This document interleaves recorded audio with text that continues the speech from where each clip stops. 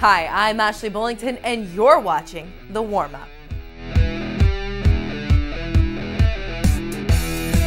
Starting Monday, it's playoff time for the girls, as their regular season is officially over.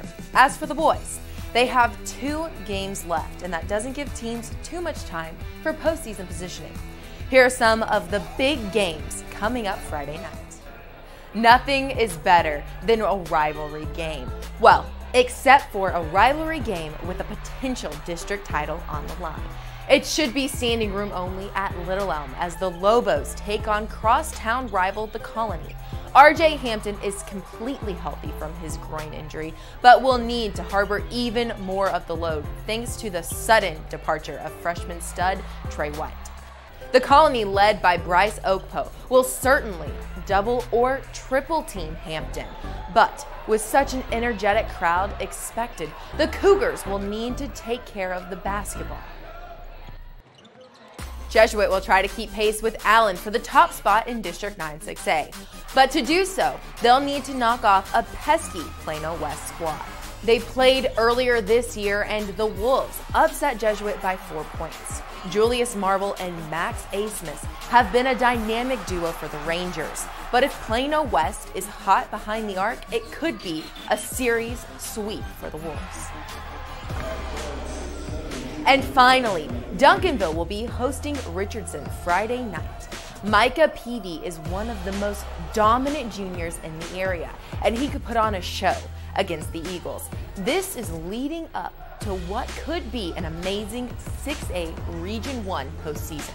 The state's top 3 teams are all from North Texas and all in Region 1.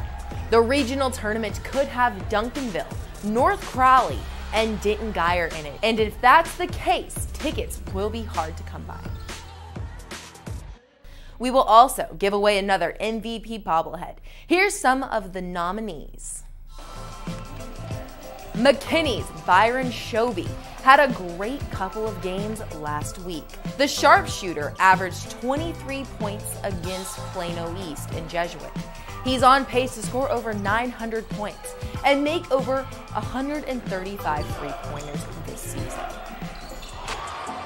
Richardson Pierce's Drew Timmy was at it again. Despite the loss to Duncanville, Timmy scored 27 points to lead the Mustangs. So far, Timmy has been unguardable this season. And we can't forget South Garland's Tyrese Maxie. 29 points for the senior against Saxe, including several threes, and terrific drives to the basket. Maxie is not only hungry for another bobblehead, but a state title too. With the girls' playoffs right around the corner, let's take a look at our rankings for both girls and boys. But this week, let's start with the ladies. No one has put the scare into Mansfield Timberview this year. They remain at number 1, but there's some West Texas teams that may give them some competition postseason. Cedar Hill keeps on knocking down 7-6A opponents and are at 2. Duncanville may be ranked 3rd, but they've had a dominant second half to their season and should give Cedar Hill a battle in the regional tournament. Saxe is still number 4 as they have not been tested much in district play. And Allen jumps back up to 5 as they beat previous number 5, Prosper, at the buzzer in a huge win.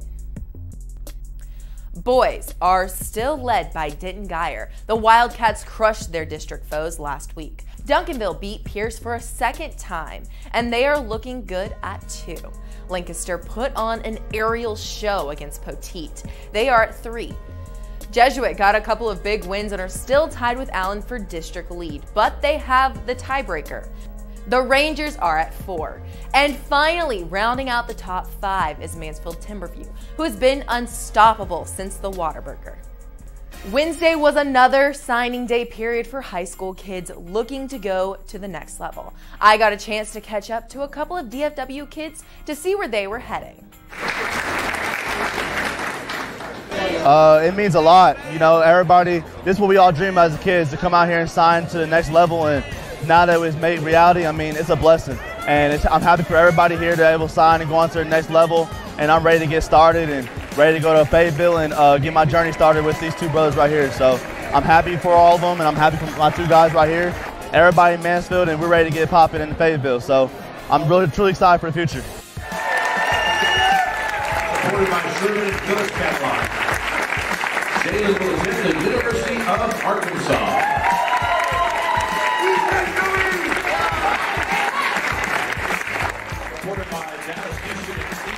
It feels really, really good because, you know, I grew up with most of these people around, and just to see all our dreams come true at one time is really amazing. You know, I was just with a couple of people yesterday, you know, just talking about it. It's truly a blessing.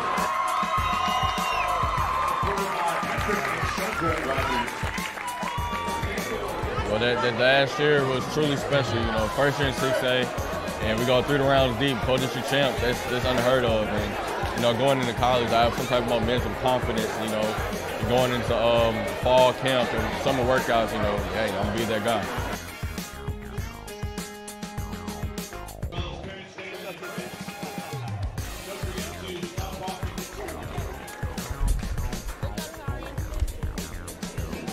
Hey, it's a great day to be a Razorback. That's all I gotta say. Our cameras, Cassie, Skylar, and I will be at a ton of games across the Metroplex this weekend.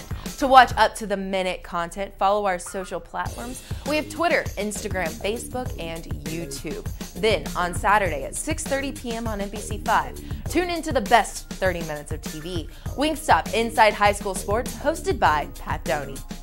Playoffs are right around the corner. We'll be all over the DFW area, bringing you content from different districts. I'm warmed up and ready to go, and I hope you are too.